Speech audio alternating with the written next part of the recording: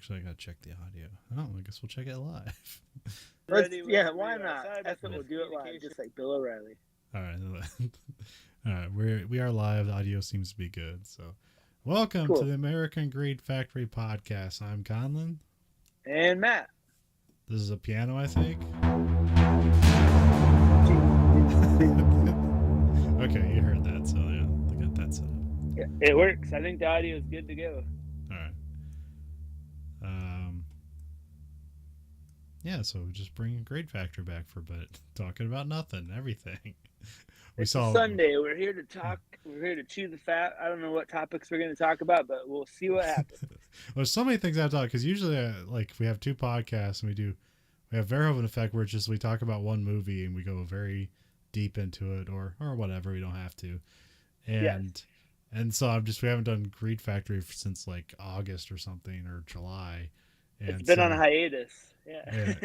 and so like I just have like too much to talk about, but like it's like, oh man, these things that because like we went and saw Mark Maron, and so I'd never talk about that on the. That was interesting. I enjoyed the part where the lady is like, "You saved my life" or whatever that was, and everyone's like in the place was immediately like hostile, and Mark Maron's like, "Whoa, easy, everybody."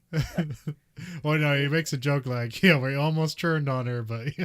Yeah, like it got close. Yeah, that was entertaining, especially because like I think that's the second time I've seen him. Have you seen him before that? No, I can't remember. It was a long time. I think that's the only second comedy show I've ever been to. So. What was the first one? Patton Oswalt. I wish I would have went to that one. I don't know why I missed that one. I can't remember.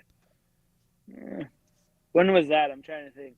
Oh, that was like 2012 or 2013. Didn't Andrew go to that? I think. Yeah. It was at like I think Muskoka or whatever the Indian casino. Oh, Meskwaki. Was it Meskwaki? Yeah. Yeah. Or Native That's American funny you should say Muskoka because we have I misquoted the Muskoka. Yeah, we had there was I don't know if you remember. It was like a month and a half ago now, maybe, or not that long ago in the past. But the people that were killed at the Muskoka cave, like the guy just randomly like shot these people in their tent or whatever. Oh, yeah. One of our anchors couldn't say Makokata, and instead of asking, she just said it wrong 7 times, 7 different ways. And yeah, it's like Makikata, my coconut was one of them. What else? I forget. It was bad. I was like, all right, cool. Wait, what's the casino? Is that what's Meskwaki? It's Meskwaki. Okay. Yeah, that's what I thought. I think that's the one he was at, right? Yeah. I think it's the only one I know nearby. So. Yeah, I was gonna say that one, and then there's Riverside. And sometimes that's where I saw Kevin Smith when I saw him. Oh. That was interesting. Did I ever tell you about that? I can't remember. Maybe was that for Jay and Silent Bob reboot, or was that just him doing his tour? That was for that one. Okay. It was interesting because I guess I didn't understand or the way they marketed it. I thought it was going to be more of him talking and like interacting, but it was like him talking for 5 minutes. We watched the movie with him standing there watching us watch the movie, and then it was like 10 minutes of them talking. And that was it. Okay, like all right. Like, that's not what I thought this was, but okay, sure. Like, it was still interesting to watch a movie and be like, oh, look, there they are right there. Yeah, great. I mean, I guess otherwise that would probably have been like a 4-hour thing. It was like, here's a movie, and then here's Kevin talking for 2 hours. I would have been fine with that with the price of the tickets. So I was like, yeah, talk some more. I don't care. He didn't talk enough for what it cost, I think. But I was like, all right. Yeah, he let people ask questions, and there's people that kept asking repeat questions, and he just let them do that. Like everyone's like, "You're wasting everyone's time. Shut up." So yeah, that was fun.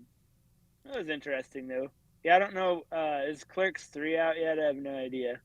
Yeah, he's doing the same thing where it's like on a tour, or okay, I think actually it's in theaters now. You ever heard of Phantom Events? No. What's that? I think it's like FANTOM. They do releases in the theater, so like it's like limited release stuff in the theaters that's like broadcast live. So like a couple months ago I went and saw a re-showing of The Thing, and I was brought out by Phantom Events. So okay, yeah, that's right. That's a good movie, The Thing. I was gonna say that's Carpenter, right? I'm trying to remember. Yeah, but yeah, I'm trying to think if it was last week or like sometime recently. I walked through the lobby at work and The View was on, and Kevin Smith was on The View, and I thought that was funny. It's like him sitting next to Whoopi Goldberg talking to Joy Behar. I'm like, this is weird, but okay. Why not? He's got a mouth on him. He'll talk forever if you want. Yeah, and they're like, you just talk, Kevin. We're just gonna sit here. Why not? He makes tons of what is that? Do you still do his podcast? I have no idea. I haven't listened to. I haven't really paid attention for like almost a decade, so that's okay. I probably haven't missed anything. So, I don't know. For some point, I got just disappointed in Kevin Smith, and it's not like he did anything wrong. It's just like, well, this doesn't serve me anymore. So you're like, I've outgrown your shtick, Kevin. You're like, I'm going. Not really. It just yeah. But he makes a bunch of hummus. That's one of the things he does now because he's like vegetarian. Yeah. We're live on YouTube. We're live on YouTube. That's right. Hey, everybody on YouTube, whoever you are. No, nobody's watching. It's okay. That's okay. If they are, they are. I don't care. It's fine. What was I going to say about Kevin Smith? Oh, yeah. Like, he's been on different podcasts that I've heard, like, where he just talks about his heart attack, which, I mean, it's a big deal to him, but I've heard that story, like, 7 different times. So, like, it's always like, oh, yeah, here's that story again. And then I saw, like, Pete Holmes' podcast, like, usually is longer interviews than that. His is 4 hours long. So I'm like, I don't think I have 4 hours to listen to this. Like, that's a long time to hear the same stuff over and over again. But, oh, well. Yeah, my recent podcast woes is... So, like, there was a big shakeup over at Giant Bomb. They're a video game website, so you probably don't listen to them. And, I know. I remember what that is, yeah. And so there's, like, a new crew there. There's the guy that used to basically, like, started the thing. He's off doing his own thing now and left. Mm-hmm. And then there's a couple other guys that left, like, a year and a half ago. And now they all have like a 3-hour podcast they release on Tuesday, and now I don't listen to any of their podcasts. Yeah, that just 3 hours is a long time to listen to something. I don't know, unless you like, don't have anything else to do, I guess. But I mean, it's fine. It's just usually when you see the 3-hour time limit, you're just like, there's like nothing in your head that says like I have time for this, even though you can just like listen to some of it and pick it up later. Like it doesn't really bits matter. And pieces. But because I listen because one of my regular podcasts is the Action Boys, and they regularly do 3-hour podcasts, but it's just fun to listen to them. Most of it isn't about the movie they're making. They're just like meandering, but they're also all like comedians, and so like they're very funny and entertaining. It's even more entertaining when they're not talking about the movie. So that makes sense. Have you ever listened to Office Hours with Tim Heidecker? Do you know that one? No. That one's pretty interesting because I didn't even know that existed until they did like an entire 3-hour episode where they just did a show that was like Joe Rogan, like making fun of Joe Rogan's show, like talking about DMT like in character and stuff. They did 3 hours of that. Yeah. It's kind of Huh? Matt has left the show.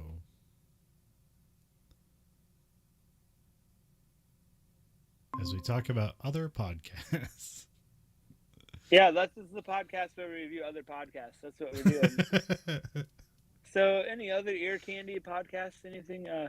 No, but yeah, I listen to a lot of different random podcasts. So that's why I was like, oh, that's interesting. But one of the people on me and Aaron are going to Tenacious D on Tuesday at the amphitheater in Cedar Rapids, and the opening act is one of the people from that podcast, and I don't know what that's going to be. All he does on the podcast is just play sound effect like things and like be an asshole. So like I don't know how he's going to be an opening act, but it'll be interesting. Just like hits a keyboard and yells at the audience for being too fat or something. I think that's probably what's going to happen if I had to guess, because that's all he really does on the show. So unless he has some other talent I don't know about, that's going to be a long 20 minutes or however long it is that he's performing. So, oh, well. One of my favorite things for that Mark Maron show that probably won't show up in the, well, it might, who knows, as there's that point in the show he's talking about, like, I was thinking about buying a gun, and when he says that, the audible gasp that goes off Oh, in yeah. the room was hilarious. Yeah, those are the people that obviously haven't listened to him or don't know what a sense of humor. They're like, "What?" I'm like, "What do you mean?" Well, no, it's just a super liberal audience, and they're like, the last thing anyone should do is buy a gun, especially him, because he'll probably just kill himself. Yeah, But they're like, then "Don't make it too easy, Mark." but then the remainder of the joke is about him like trying to kill himself with a baseball bat. So Yeah, which was pretty funny actually. Yeah. But yeah, his next special, like I'm probably half that stuff we saw is probably going to be his next special, but it'll be interesting because he says he's doing a 2-hour special. So, and I think the show is only it was only like a 2-hour show with the opener. So The opener wasn't bad. She was interesting, I guess. yeah. She was on his podcast like earlier this year. I don't know if you listen to his podcast that much, but Not regularly. I kind of like pick and choose when he stopped interviewing comedians and started interviewing like actors and musicians. I stopped listening. yeah, there's like I'll look and see when an episode comes out, and if I recognize the person, like I'll listen to it, and other times I don't. But there's been a couple that I've listened to that just randomly played that I didn't know who the person was. I'm like, oh, I'm glad I listened to this. This is kind of interesting. Yeah. Like, you know who Brett Morgan is? Have you heard of him? Don't recall. So he's a documentary filmmaker, and he made like the Kurt Cobain documentary, like Montage of Heck, and he made The Kid Stays in the Picture, the Robert Evans one. Oh, okay.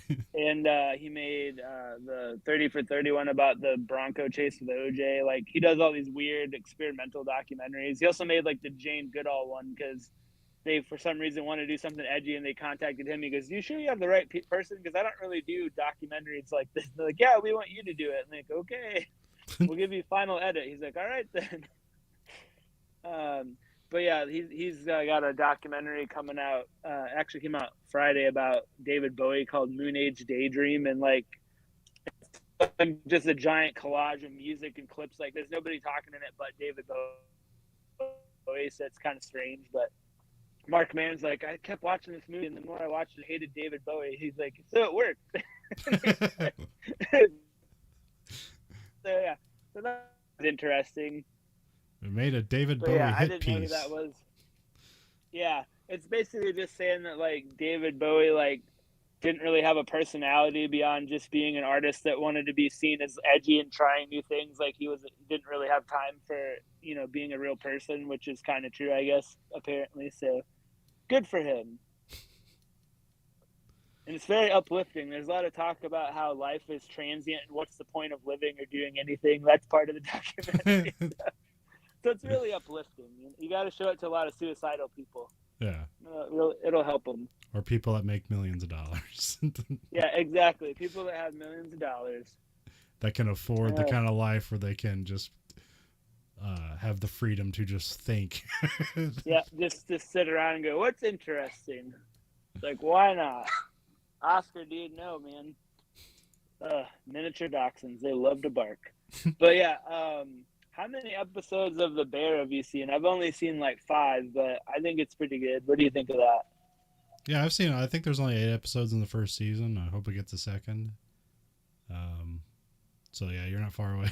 It's one of the shows, I kept hearing things about it, and I was like hesitant to watch it because I was like, I don't even know why, but then eventually I watched it, and then I just binged it the whole night, and it's about like a restaurant in Chicago that gets taken over by a guy who was like a genius like chef and like was burnt out, and then like his brother died and he inherited this like kind of hole in the wall restaurant.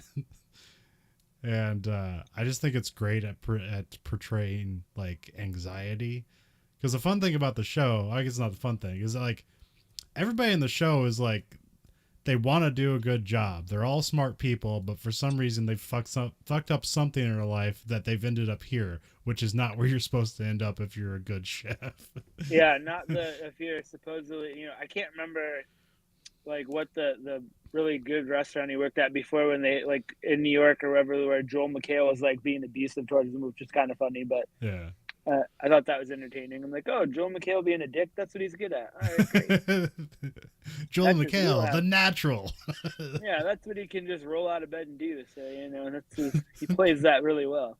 But yeah, I like the show because just like the acting's interesting. Like, I guess I've never worked in a restaurant per se, but it seems like apparently it's pretty realistic to how it's what it's really like. So Yeah, yeah.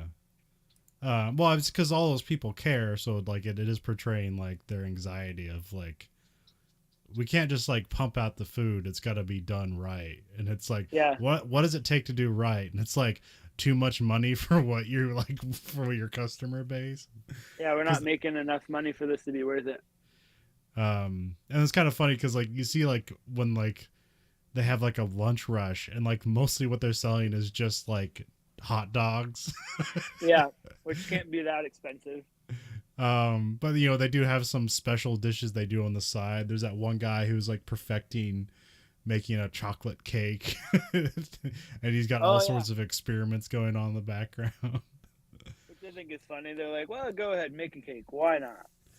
And like his experiences, I think he worked at McDonald's and so now like this guy's in town and he's kind of showing him like the ways to be like an extra perfectionist, because there's that thing where it's like he puts tape on a cup that's like holding something and like, you know, he just ripped it by hand, so there's like those little spiked edges on it, and it's like, and then he's like taking them out, it's like, no, that's not good enough, like you need to have them square, and like shows him how to like slice off the edges so it's like perfectly square. It's like that has nothing to do with how good the food's gonna turn out. It's just pure, you're fucking your own mind with perfection.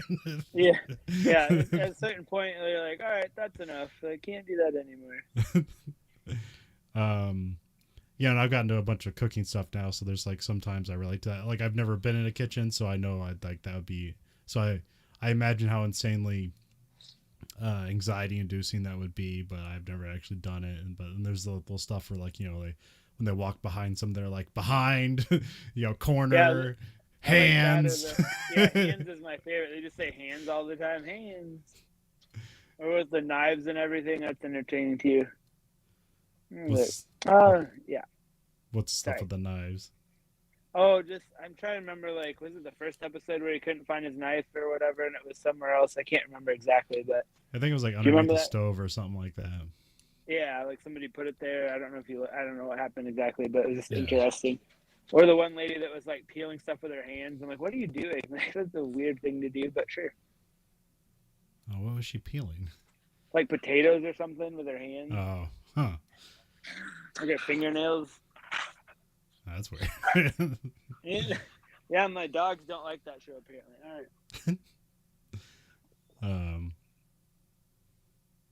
But yeah, it's nice to see that the you know, the lip from Shameless, you know, has a new show that hopefully will do well for him. So, because I think I was gonna say, I was like trying to place him. Like, where have I seen this guy before? Because I didn't really watch Shameless. And then, okay, that's why. I must have seen a billboard or some kind of advertisement with him in it. So I'm like, he looks familiar. Yeah, go ahead, Ty. I also like the thing with him is like he has like super jacked arms, and like they never show him like here's his workout routine. Like, no, everything goes to the restaurant. Like, how does this guy have giant like biceps? Well, they're waiting for the special episode where he meets his human growth hormone dealer, and it's William H. Macy. And he's like, hey, I really need to charge you more because my wife got in trouble with the whole college scandal thing. Oh, wait, that's a real life thing. Never mind. Let's change this. And I was like, that's too close. Ripped from the headlines. I'm William Macy. Yeah. Don't just give me the money. It's fine. That would be pretty funny. They should just bring different people from that show onto his show and see if anybody notices. I think they would, but I never know. I mean, I imagine they're completely different productions, but you never know. It's kind of along the same vein. I learned something about Cheers the other day that I thought was interesting. John Ratzenberger that was on Cheers, he was only on Cheers because he came into audition for the Norm part and he didn't get it. And they told him, like, you know, thanks for coming in. He goes, you know what you need is a know-it-all character at the bar. And they're like, oh yeah, you're right. And so he did that character in the pilot, and then they brought him back after the second episode. So he's the only full cast member that was in the show the whole time that missed the second episode. because he like basically created the role by saying you need to know it all at the bar. I'm like, that's interesting. So then they're like, don't get the wrong idea when you go to an audition. Just go, you think you need a character that's an asshole, like, or just random, like, you should get a character that's a ninja. Oh, great, perfect, you'll be on the show now. Like, so I thought that was interesting. Well, that was interesting about the theft. I don't know where, so maybe this isn't true, but like when Cheers first came out, its first season, like it was not highly rated. It was like a last place show. Yeah, I think they because it was James Burrows, the director, and he helped create it. He was talking about it. I guess they were like 70th or something like that. Yeah. So they weren't doing very good, but I forget how they ended up doing better. I'm trying to remember, but I think people saw. People just started watching it, but it's used as an example as like, this is why you don't cancel a show in its first season, where it's like, nowadays it's like things are canceled so quickly, but now there's just so many shows out there. So yeah, you don't give enough time for them to get their footing. But yeah, I really like the Bear. If you're wondering why it's called the Bear, it's confusing, but there's an opening shot. There's an opening shot where he's like on some bridge in Chicago and he lets a bear out of a cage, but it's kind of more of a, surreal, like dream kind of thing. Yeah. And then at the end of the season, they're going to start up like a new restaurant maybe, and they're going to call it the Bear. But I don't know if like the Bear has like any kind of special significance otherwise. Yeah. I mean, I guess, it's Chicago Bears, so there's that too, because people I've heard on Twitter that are like from Chicago, they're like, yeah, this is the most Chicago show ever or something like that. So, and you're like, I guess so. Like, I've been there, but I didn't spend enough time there to tell if it's actually like realistic or not. I don't know. It's But yeah, what other things have you seen recently? Well, weirdly, I watched the new season of Hard Knocks, or at least the Lions preseason of Hard Knocks. Oh yeah, I heard that was interesting. How was that?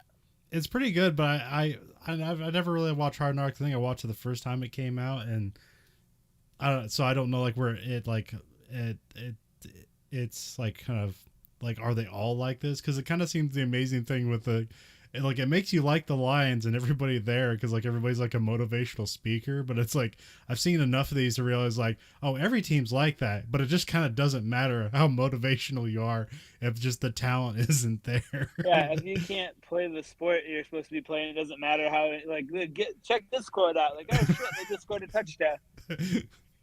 Yeah. I was gonna say like the Lions actually are doing okay. Well, I was gonna say they scored. They won their game today, so that they did that. So yeah, they've scored 35 points like in multiple games in one season. The first time they've done that since 1953, and that's when they won the NFL championship. So they're doing okay, even though Jared Goff is their quarterback, who's not the greatest, but they're doing fine. He threw 3 touchdowns today, so yeah, he's doing okay. They haven't played anybody really, but they're doing okay. No, I mean that's the thing. I don't expect them to do well. It would just be nice if they like. It'd be nice if they came out with like an even record. Maybe a playoff berth would be cool. Yeah. Yeah, you never know. Because I believe it's his coach's first season. So. Shoot, what's his name? Dan Campbell, I think it is. Maybe, yeah. Oh.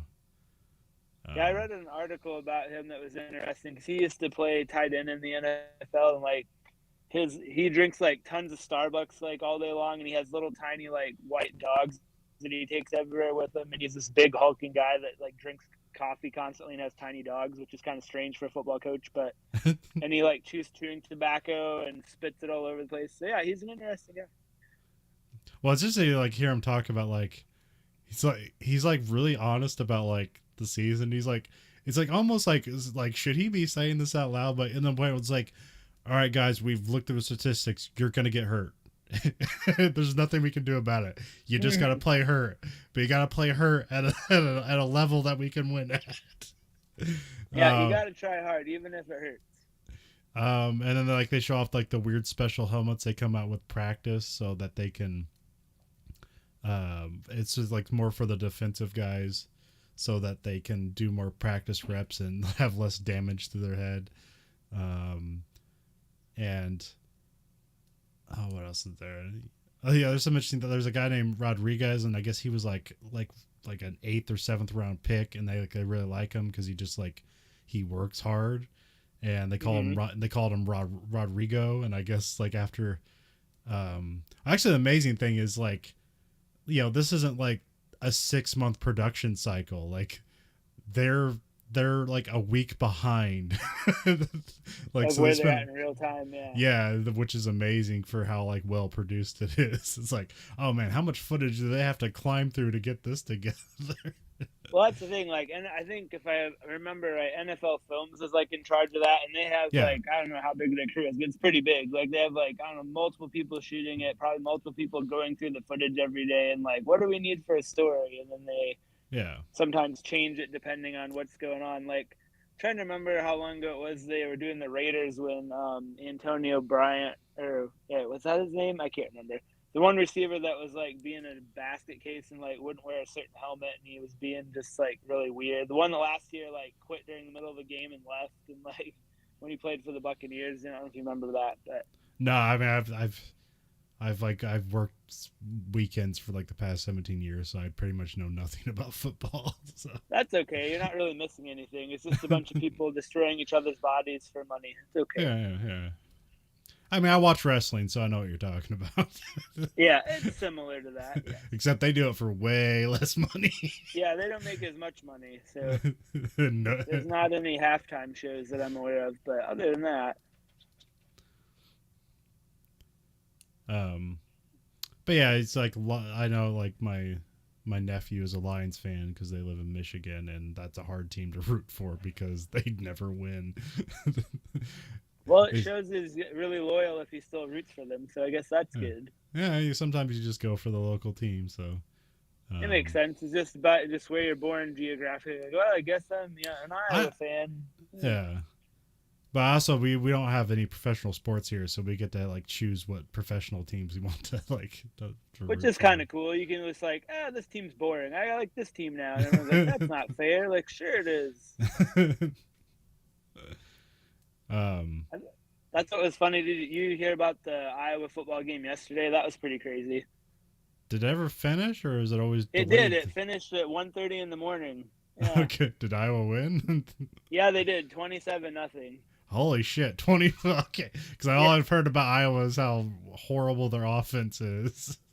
Well, they were playing a team in Nevada that their previous game, they played a school called Incarnate Word, and Incarnate Word scored 55 points on Nevada. So they're not very – Nevada's not great. They're kind of in a transition period. But I was, like, reading up about Nevada because I didn't know much about them. Like, one of their players is a 5'6" running back, big boy from Outkast, like part of the group rap group Outkast. His son is that player, and he, like, was a walk-on at Oregon.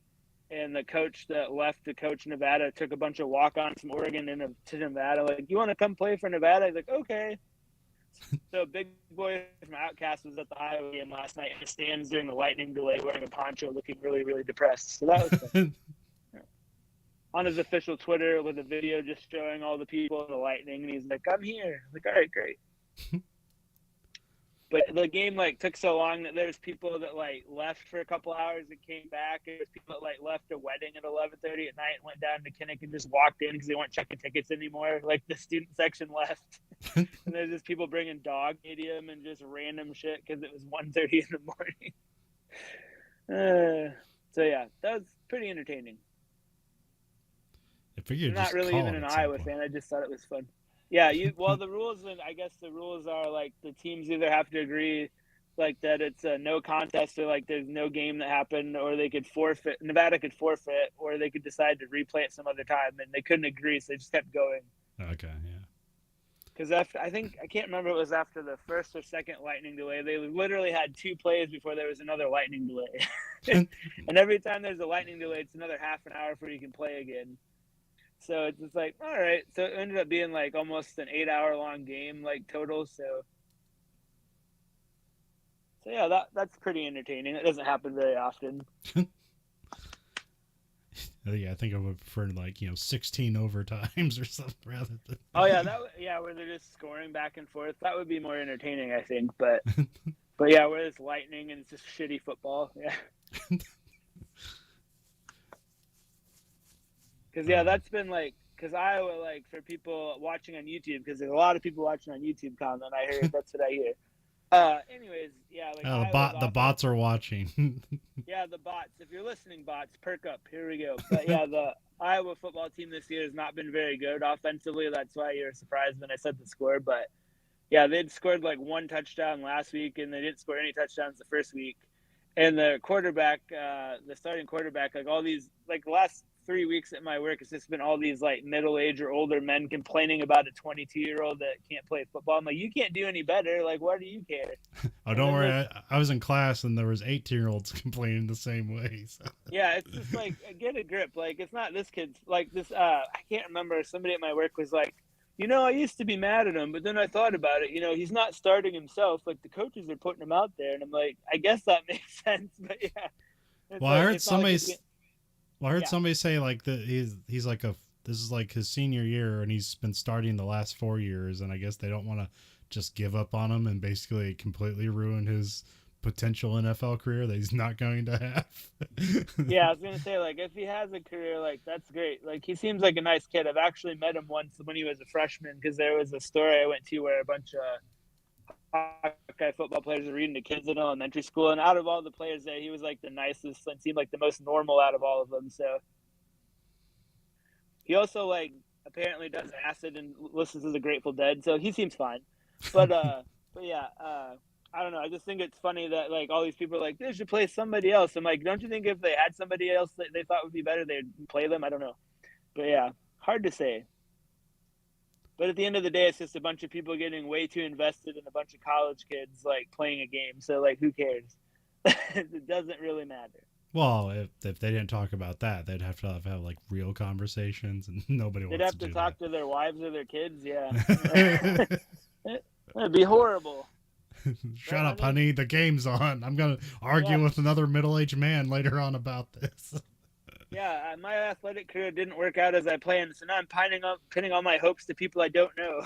It's like it's going to work out, I think.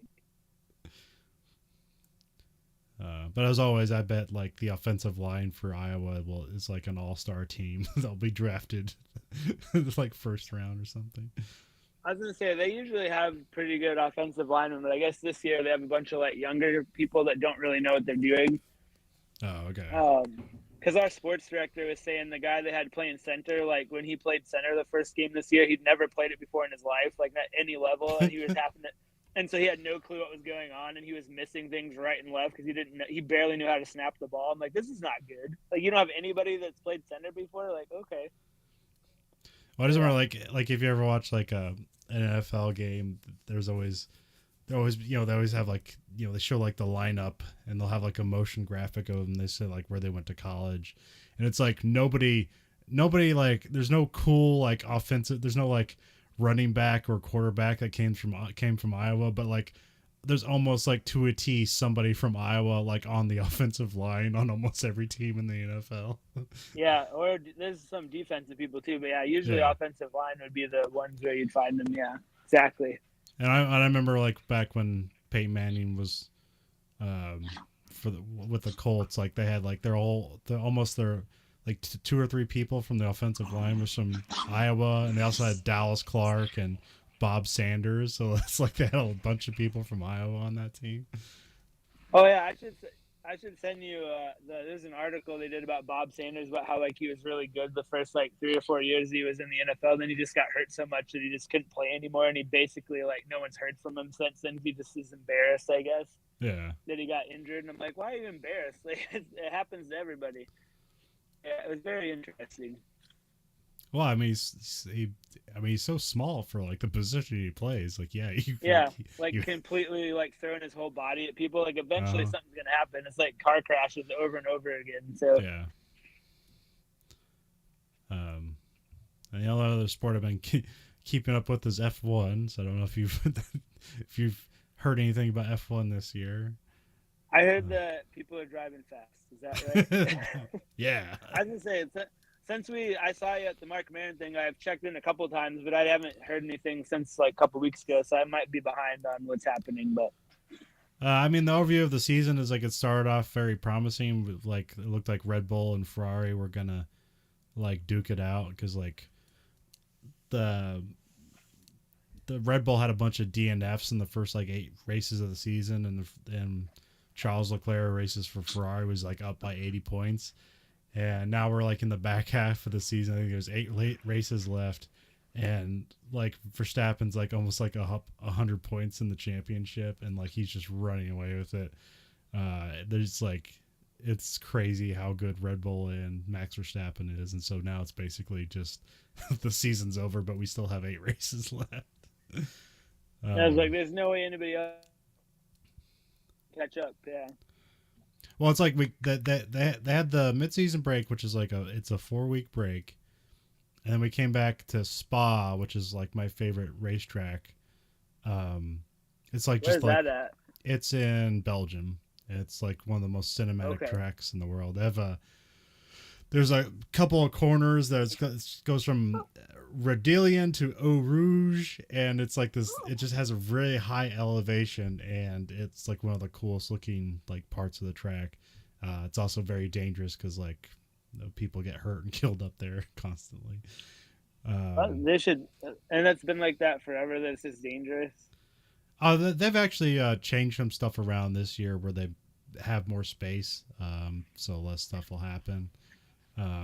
Also, there was a weird thing with like the person that was like the president of the track had an affair with like some other guy, and then her husband killed both of them and himself. And it's like, what the hell's going on?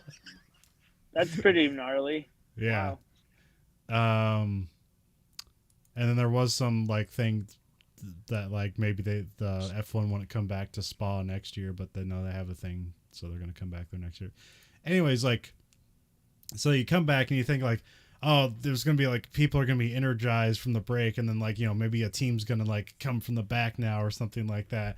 And then Max Verstappen gets like a bunch of penalties because he like takes a new engine, and he like starts from like, I don't know, like where did he start? He started like at 15th or 20th or something like that, and like he basically just wins the race by like a mile. It's like he started from the back and wins the race. He's like, nothing is stopping this man.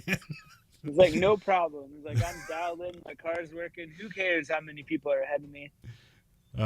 So that was just like a complete like, you know, like blow to like the idea that this year is going to be competitive, because they changed the cars pretty significant so they could race closer together, and they can race closer, but it's just that like Red Bull is so far ahead of everybody else that there's nobody that can keep up with them to race them. Just because of their cars are better, or they have more money, or what's the? Well, they also institute a cost cap, so a lot of things is like their engine. Well, they have a guy named Adrian Newey. He's like a genius at aerodynamics. Like that's the thing that Red Bull is known for because of Adrian Newey. And so because the new car they came up with that has what do they call it? It's a ground effect vehicle where it can basically like it has these things called Venturi tunnels underneath the car, and it's like because of the airflow, it'll like suck the car to the ground, and create less disturbance air.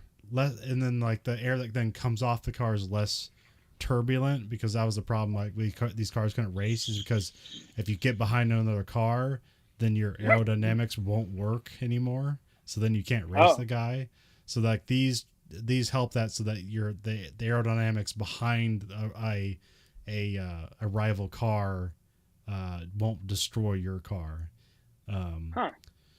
But then there's a bunch of problems. There's a thing called porpoising, where like the basically the car, as it like reaches, as the car gets sucked to the ground, sometimes it'll bottom out, and then that'll raise the car up, and it'll do this thing. It'll oscillate up and down really, really quickly because of the ground effect. And like, and none of the computer models, and not even in the wind tunnels, did that problem reveal itself, and so they're all caught off guard on it.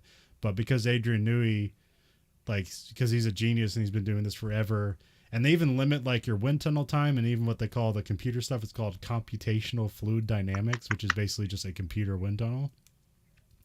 They limit that too, but you can't limit Adrian Newey's head. He can think whatever he wants in his head. Yeah, like you can't stop him from coming up with stuff. Yeah, and so they basically they have a really fast engine, and they have the best aerodynamics. And a lot of problems this year with the cars is that they're very heavy, and so they've even like improved they've even gotten the weight down. So it's just and Mercedes had like a really interesting like idea for the car, but it hasn't worked out for them. It just like created a lot of problems. And the other team said like, yeah, we tried that in our wind tunnel. It's like, yeah, it is the fastest car, but like in reality it isn't. It doesn't work. Yeah.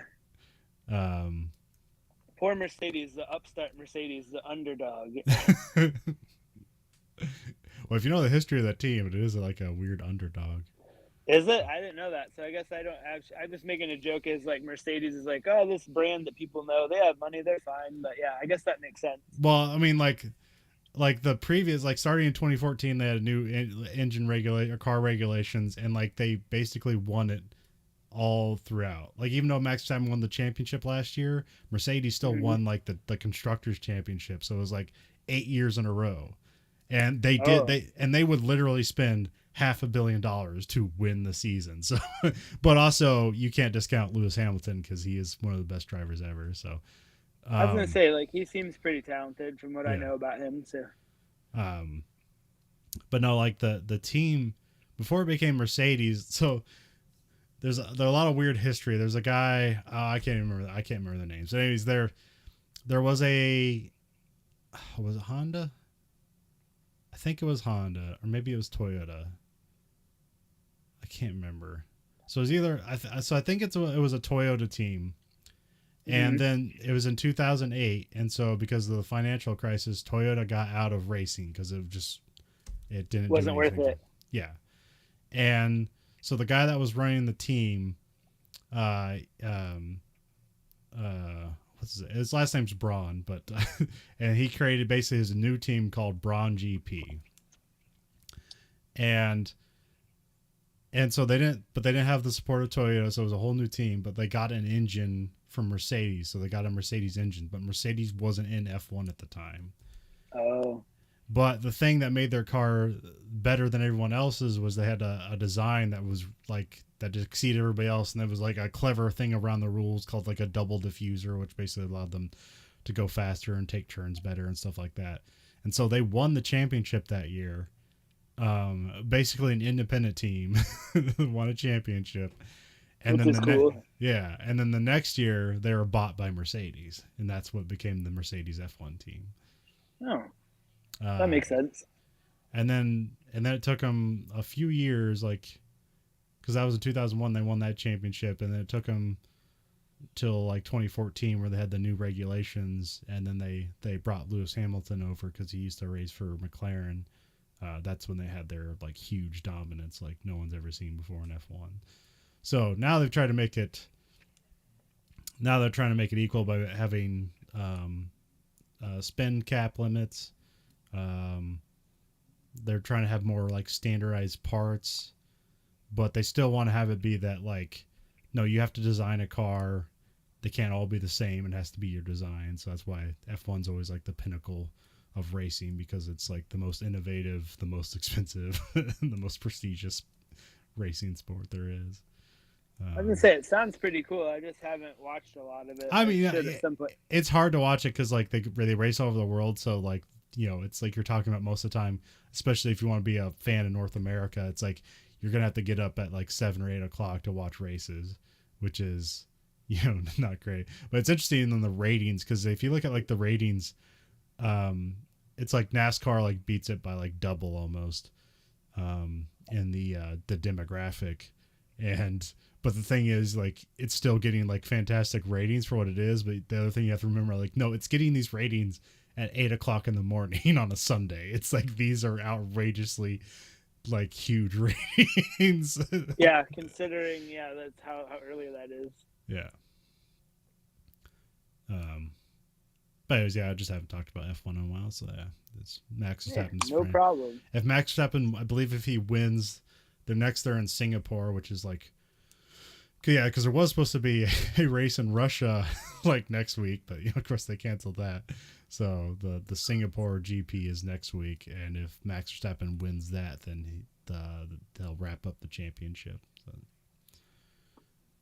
has he won a championship before? Yeah, he won the driver championship last year. Okay. I don't know. Maybe you don't know about it. Yeah, that was crazy last year. Basically, they were tied going into the last race, him and Lewis Hamilton. And Hamilton was on his way to win the race, and a guy crashed, and they're going to do a restart behind the safety car. And, like, if they followed the procedures to the letter of the law, like, the race would have ended behind a safety car. But then the race director had the lap cars in between them, like, go ahead, and then they restarted the race. And because Max Verstappen was on fresher tires, he was able to pretty much easily get around Lewis Hamilton and win the race and win the championship in the last race of the season. That's pretty cool, though. On the last lap, too. Wow. Yeah, that's drama right there. Better than NASCAR. I've never thought NASCAR is very interesting, but people seem to like it. So, oh well. I've watched some stuff this year. It's a lot more. I understand it more, but it's they have the new car, so it's a bit more interesting. It also has a lot of ground effect stuff in it this year, but and they switched to the one nut on the wheel rather than like 7, so it makes it for quicker pit stops. And also, like, I guess like the cars before were like they cost like $17 million a piece, and now the new ones are technically more technologically advanced, but are only cost $7 million. So it's still expensive to be in any racing professionally, probably. So the barrier to entry is pretty high. Although, like, the entry to IndyCar is not that high. I mean, it's still like, I think to run a car all year, you need like at least $3 or $4 million. But like that seems like that's something probably somebody can do. Yeah, as I say, you could probably scrape together that much money if you have enough investors or somebody helping you. But F1 is impossible. Advertising on your car. Yeah. But I mean, that's just like, hey, let's race a car and have it get through the year, and that's even like if it gets totally wrecked, it's like that's still like that $3 to $4 million would cover all that. Where it's like in F1, you need. Well, I think they brought the cost cap down to like 140 million, but still to run 2 cars, it's still at least $80 million, and that's like a shoestring budget for F1. You probably wouldn't get through a whole season like that. You wouldn't be that lucky, I'm assuming. I mean, yeah, some of those cars it's those teams that like race on that low of a budget, like they're usually at the back, so they don't get in that many wrecks. But that was kind of a problem for this year for Haas because they're one of the backfield teams, and Mick Schumacher got in some pretty bad wrecks that completely totaled his car, and that cost them a lot of money that they don't have. So. They're like, we'll make it back on merchandising. Is there merchandising in F1? I have no idea. Oh yeah, it's outrageous. It's ungodly expensive. So. Do you have any F1 merchandise? Do you got their headphones? Oh, nice. That's cool. That's pretty neat, actually. And they have that for like every driver. Who is that? I'm trying to. This is Lando Norris. He races for McLaren. Okay. He's kind of my favorite. That's pretty cool, race right now because McLaren's kind of like a team you can root for because they're kind of an underdog team because they're like one of the better midfield teams, but they're never really constantly winning. So it feels like you can root for them. But also like this year's like. It had promised so much this year, and so far there's only 2 teams have won a race this year, and there's only been 4 drivers who won a race this year from those 2 teams. So yeah, it's difficult to win apparently. Yeah, well, and the only podiums so Lando Norris is like the only person that hasn't raced for either Red Bull, Ferrari, or Mercedes to be on a podium. which is kind of embarrassing for. That's funny. But yeah, I like Lando Norris. He's like, one of the younger drivers, but he seems to have like a good head on his shoulders. He's like, he seems to like understand the world better. Like Max Verstappen's just kind of a complete asshole, but like you have to understand like the kind of the international press like that gets thrown his way are embarrassing and very distracting and unprofessional. So yeah, so that's kind of why he's like that. Yeah. So I understand that, but and there's just some stuff with his dad where it's like he constantly tells a story about his dad. His dad also raced in F1, most famous for being caught on fire. I mean, that's something to be famous for. And he has a story he tells about it. This is like, this is tough times for us. My dad's a millionaire, but whatever, or a thousandaire or whatever. But F1's full of rich people. Nobody's poor who gets an F1. Yeah, I was gonna say you can't really be poor and still do that. Yeah. And he tells a story about like when he was in his karting days, he got mad or whatever, and so his to like teach Max a lesson. His dad, Jos Verstappen, just drove off and left him at the gas station to fend for himself, and he cites that as like an example of like growing up and like learning how to be like self-sufficient. I was like, no, that's just parental abuse, dude. You don't have to like hold that as like a pillar of your growing. Yeah, he's like, this is the turning point where I spent 3 hours at the gas station and ate beef jerky and whatever I could find. He gave me $50 and said to be back sometime. It was horrible. It was hell.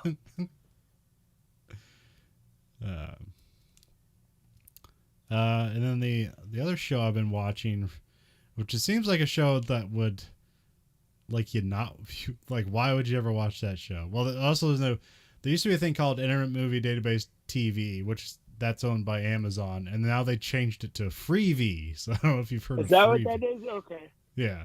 Because I saw that the other day. I'm like, what is Freevee? I don't know what that is. Yeah, it's basically just Amazon, but they have ads on it. So, or Amazon Prime with ads, essentially. I think that I would just keep rebranding it to more nonsensical names until people are like, I don't know, it's just a bunch of consonants in a string. And sometimes they have movies I can watch. I don't know. Well, it's also interesting because like they canceled Bosch on Amazon, and then they created a new series called Bosch Legacy, which is it's basically just the normal ass Bosch show, but now has a new name. And somebody said that like the reason they did that is that it makes everyone on the show that they've been like, because it had like 6 seasons or whatever, it forces everyone to have to like renegotiate their contracts. So they can pay them less. Okay. Yeah. that makes sense. That's cynical, but sure, yeah. Like, why not? Oh, that's great. But the one I've been watching is called Sprung, which is about a guy who's in prison who gets let out early because he was a nonviolent criminal because of COVID. And it's a whole comedy show about like dealing with times of COVID, which seems like, why would I ever watch that? But it's actually like weirdly well done. It's by the same guy who did My Name is Earl. So it's, it's got that vibe to it. Oh, okay. Yeah. Cause isn't it, I think I saw like, I didn't see any like of the show, but I saw like a picture of it, and it's like Garrett Dillahunt and then what's her face from Raising Hope that are in it, and then do you know what I'm talking about? They're like a married couple in Raising Hope, and they're in this one too. I think. I don't think I've seen Married. I don't think I've seen Raising Hope. So I just saw them and I go, they're in another show together. That's interesting. Like, and I haven't seen it yet, but if it's good, I'll watch it. It's on Freevee, right? Is that what you're saying? That's on Freevee. Yep. So that's supposed to be like short for free TV, but they're like, let's just take out the TV part and say V. It's the free V. Talk about marketing synergy. I don't know. There's a bunch that got Pluto TV and Tubi. Like those are other kind of like free streaming services. Is Tubi still around? Yeah. I'm pretty sure. Yeah. Is that the one that has the Marvelous Freak Brothers? Is that one? I can't remember. I don't know. Do you know that one? No.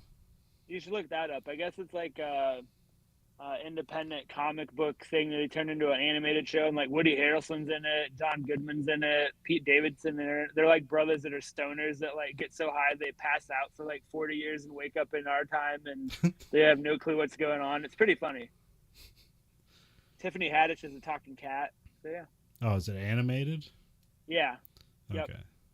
Yeah, my son who's 5 loves it. So it's probably not for him. Is it fully animated or is it like motion graphics?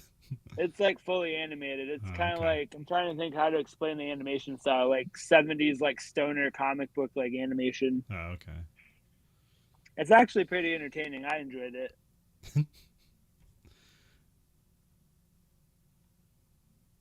A cartoon where they're shoving drugs up a dead guy's ass or trying to get drugs out of a dead guy's ass after he gets run over by an ambulance. Like, that's a cartoon. Now that's a cartoon. Yeah, guys, that's a cartoon.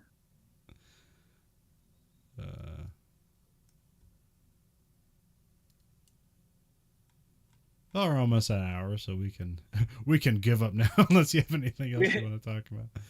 I just want to say thanks for having me on the show. I appreciate it. It's fun being on the show. That's no problem. Yeah, too many things to talk about. There was a slew of sci-fi shows this year that have been pretty well done.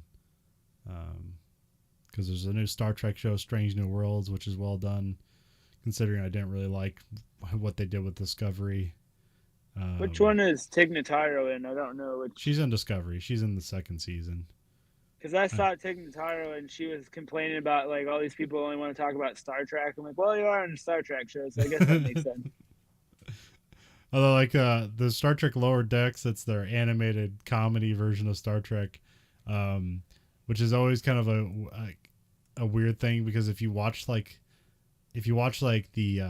commercials for it, where it's like we're trying to sell you this, they look awful, but the show's actually good. So, and then they had the new season of For All Mankind, which was like, it was had like cool dilemmas, but then like anytime there was like interpersonal conflict and drama, it was embarrassing. Yeah, like, you guys don't know how to act this. What are you doing? Stick to the other stuff.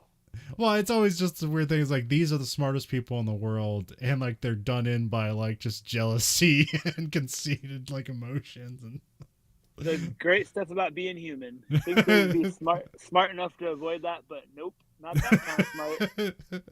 There's book smarts and emotional intelligence, and they don't have any. But yeah, I heard good things. I haven't seen much of that show. I think I saw the first episode and I thought it was good, but I just haven't. There's just too many things on that you can't watch everything.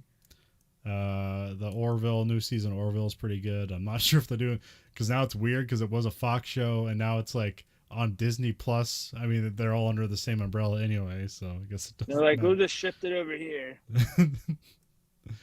People will watch that and then Hocus Pocus 2. It'll be great. That's coming out soon. Are you excited for Hocus Pocus 2? Isn't it out already, or are they making it? They holding off for October? I think it's out this week. I think if I remember right.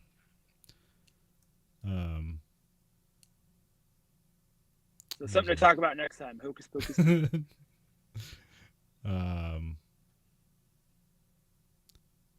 was trying to think of I guess I didn't have anything. There's all the weird stuff with HBO Max right now being bought by Discovery and how they've like just silently canceled a bunch of shows that you can no longer get anywhere now. It's like, sorry if we wanted to watch that, but you can't. Good. Well, they didn't even sell it off to like another streaming company or anything like that. They're just gone. They just disappeared. Which shows are we talking about? It's a lot of animated stuff. The only one I know of is Final Space. I know that one. Okay, I've heard of that. Because I ended up watching all of that like a week before they just like kicked off the service, and like there's nowhere else to watch it as far as I know. And the guy's good timing that you watched it. Yeah, and the guy's like trying to make he kickstarted a new show. Well, it's not a new show. It's basically like a new half-hour concept that he kickstarted, but yeah, he said it got like 3 seasons, and it was originally on TBS, and then it got switched over to Adult Swim, and then when Discovery bought HBO or Warner Media or whatever, then it just like kind of silently disappeared, and now it's not accessible anywhere. But I also like the stuff with like the Batgirl movie where it's like they're writing it off as like a tax credit, and like so there was a story out there where it's like they might go as far to show that like in good faith that this is like we're serious about this being a tax write-off. They might just like destroy all the footage of Batgirl to get the to get the tax credit, which is just like hilariously dystopic. Yeah, that's ridiculous. Like all the people that worked on that, they're like, okay, cool. Like they should show it somewhere, release it. People would watch it, I'm assuming. Yeah. Seems like a better idea than burning it, but okay. I mean, I don't know if they're gonna do that. That was just like the article was about like this is how bad it can be, because it was all about like why this is a bad thing, because like the whole thing with like just because I was like, how does Discovery have more money than HBO? And the thing is like Discovery basically Shark Week. I don't know. Yeah, they don't. All their shit is reality TV shows, and they get good ratings. They cost nothing to produce. They don't have unions working on any of their productions. Well, not that I know of, but yeah, but they don't have as many costs as like narrative stuff, so they can afford to buy a bunch of things. And like, we have all these other things now, but we don't want to keep this stuff. We'll get rid of this. Yeah, so that's what. Yeah, they got rid of all this, like kind of just. Probably stuff they just hope people won't notice if they get rid of it. Like, no one's going to notice. Well, yeah, it's the scripted content, which is like, no, that's the prestige stuff. That's what you want to watch. It's like, yeah, all this other stuff exists, but like, I don't want to watch it. Yeah, I don't care about this. I mean, it's like, yeah, I like the first couple of seasons of Deadliest Catch, but it's like now they're on like their 24th season, and now they have like 3 like offshoots, and it's like only Discovery's getting money off of this. Yeah, it's so like played out. They have like a kind of dangerous catch. Well, I have a new one. It's called, like, yeah. It's called like Deadliest Catch, like Viking, or the Viking Returns or something. And they're taking like one of the guys who's been kind of like a main character on Deadliest Catch, and now he's like moving up to like Norway or something like that to do like to do crab fishing up there or something. It's like a whole new series. And they're like, people care about this guy enough to follow his journey to Norway. That makes perfect sense. I know. I saw they have like a new Gold Rush thing where it's like Gold Rush, like Parker's Adventures or something like that. And I remember I watched like the first few seasons of Gold Rush, which is an amazing kind of docu-series about failure. They follow these guys. They just had hopes that they're going to find gold, and they didn't find enough gold to actually like make the venture worth it. And they did it for like 3 seasons in a row. And I'm like, all right, I'm done. I'm not watching this anymore. This is hilarious and awful. Like, I can't take this much failure. But what? I'm surprised those people still kept going back to they're like, we're going to do this again. This never worked, but we're going to keep trying. But there's like one like side story is like this kid Parker who like worked for like his grandpa or whatever, and they seem to be consistent, but they're also like way smaller. And like he was like 16 when he started doing the first show, and now he's like in his 20s and like has this separate Gold Rush show called Gold Rush Parker's Adventures or whatever. And it's just him getting really drunk and like dating random people. Has nothing to do with gold. Probably. His adventures, getting VD. Like, oh man, I thought I hit gold. It was gonorrhea.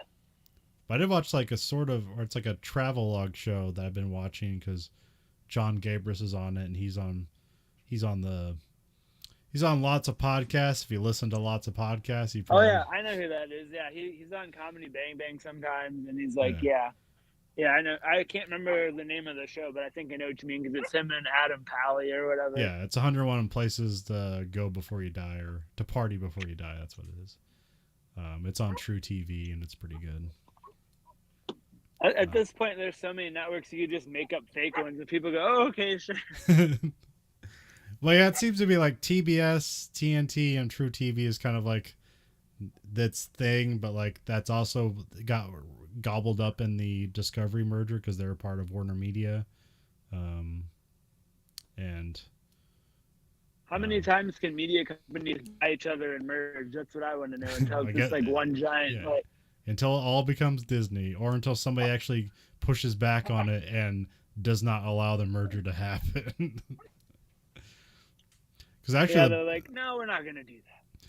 Because like the thing is, like, they see like all these like Disney buying up everything. It's like, oh, this is a travesty. But actually, the biggest merger happened last year, and is when Microsoft bought Activision for like $76 billion. Like, that was huge, and it's still not and it's still not technically gone through yet, but it probably will. I heard somebody telling a news story about how like there was some kind of what do you call that when it's kind of like anti-monopoly, what do they call antitrust stuff? Oh yeah, antitrust, yeah. And there was stuff like Microsoft, like they dealt with that early on with like something with Netscape or whatever. They had to do something with that, and I guess ever since they had that problem with Netscape and like Internet Explorer, apparently they like got in good with like governments and stuff like that. And so like when you have all these things where like we're gonna call on Facebook, and like what's the problem with like social media, and they call on Google and stuff like that, and they're like, notice how Microsoft doesn't get called into those like public. Nope, you're excused, Microsoft. Yeah, you don't have to come in. You sure? Yeah, it's cool, don't worry. So apparently they just have a pipeline to avoid all that stuff, so the merger will probably go through eventually. But well, that's some. I guess I could see why they'd want to buy Activision, but I'm not sure if that's a good or bad thing. I mean, it's good for them, but overall, is it good? Who knows? I don't see the thing with Activision. It's probably something you haven't paid attention to, but like they kind of make very few games, but the kind of library they have is like amazing, and they basically just put out Call of Duty games. That's kind of what Activision is.